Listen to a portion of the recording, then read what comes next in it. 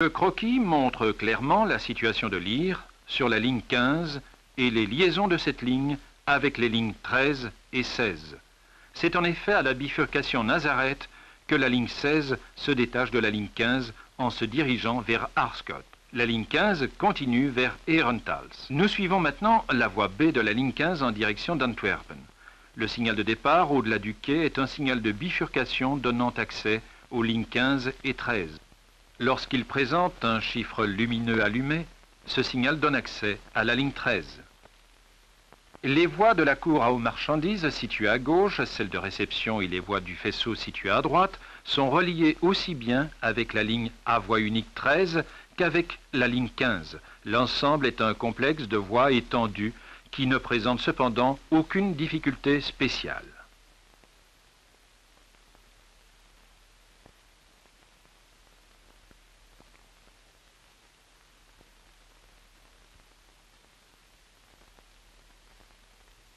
Nous roulons maintenant sans limitation jusqu'à la bifurcation Aubry. Une série de 4 signaux combinés précède le signal d'arrêt de cette bifurcation. Le signal de départ de Buchholz, symbolisé dans le sous-titre par le chiffre 4, est l'avertisseur du signal de bifurcation. La facilité de la ligne jusqu'à la bifurcation Aubry permet d'utiliser la grande vitesse de projection, c'est pourquoi il n'y a plus de commentaires jusque-là. L'utilisation de la grande vitesse de projection ne peut cependant entraîner un relâchement de la tension. Au contraire, l'utilisation de la grande vitesse pendant le trajet sur ce tronçon rectiligne avec son paysage monotone sera de nature à favoriser l'étude de la ligne.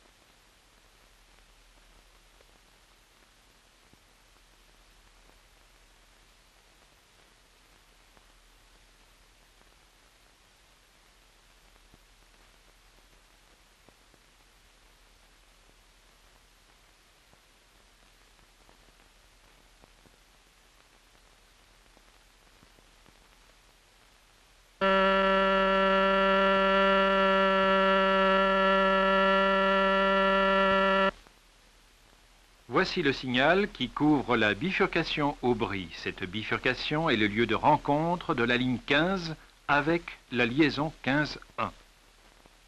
La voie qui se détache à gauche est la jonction 15-1.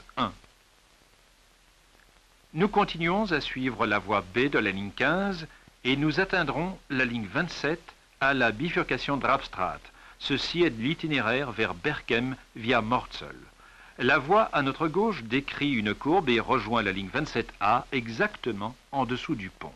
Cet itinéraire mène également à Berchem, mais dans ce cas via l'aérodrome.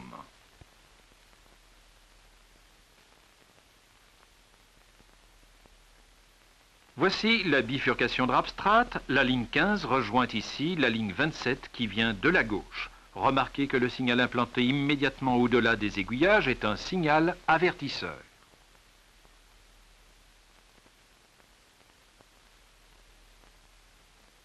Nous nous dirigeons vers Mortsel qui est doté d'un signal de départ à l'extrémité du quai. Ce signal de départ est l'avertisseur du signal d'arrêt qui couvre la bifurcation Stadion. La petite vitesse lors des prises de vue du trajet jusqu'à la bifurcation Stadion permet d'utiliser la grande vitesse de projection. Jusque-là, il n'y a plus de commentaires.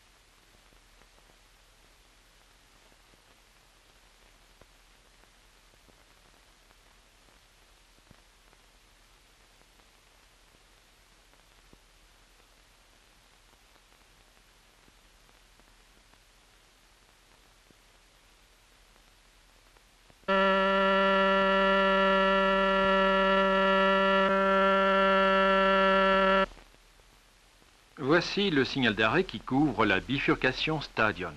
Ce signal donne accès à la ligne 25 en présentant un chiffre lumineux allumé. La bifurcation Stadion est la jonction mutuelle des lignes 25 et 27. Veuillez remarquer qu'au-delà de cette bifurcation et jusqu'au grill d'Antwerpen Central, on ne peut plus quitter la ligne 25. Les trains qui doivent passer par Antwerpen-Oost ne peuvent donc pas quitter ici la ligne 27.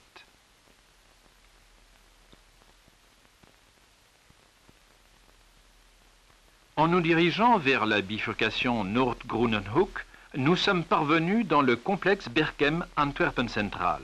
La bifurcation Noord-Groenenhoek est l'endroit où, venant de la ligne 27A, on peut s'engager sur la ligne 27.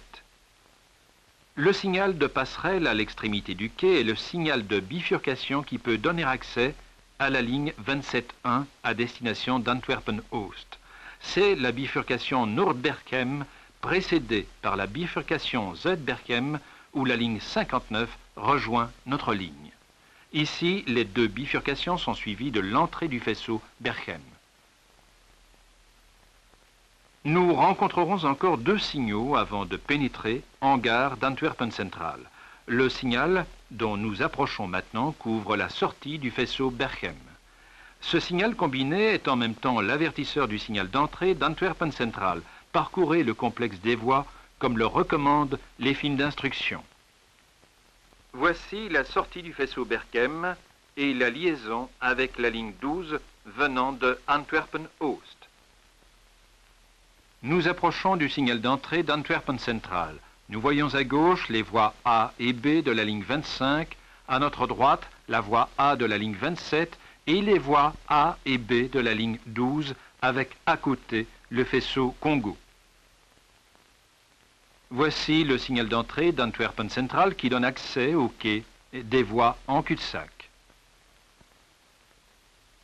Nous avons pu constater que le parcours effectué comporte 3 sections distinctes, à savoir la première section, le complexe de voies Antwerpen-Berchem, où les possibilités sont si nombreuses qu'on est pratiquement obligé de circuler en se basant uniquement sur les indications des signaux. Dans pareil cas, la connaissance de la ligne n'est que de peu d'utilité. La deuxième section, ou la partie de la ligne 15, celle-ci est si facile qu'aucun problème ne se pose sur le plan de la connaissance de ligne. La troisième section, ou le nœud de Mortsel, celle-ci présente effectivement quelques particularités. C'est pourquoi l'introduction du film a été consacrée à cette partie. Lorsque le film sera rebobiné, et si vous n'estimez plus nécessaire de le projeter une nouvelle fois, n'omettez pas d'examiner à nouveau le croquis introductif et d'en écouter attentivement le commentaire. Notez en particulier les fonctions des signaux de bifurcation et de leurs avertisseurs. Ce sont de précieux éléments pour vous aider à parfaire votre connaissance de ligne.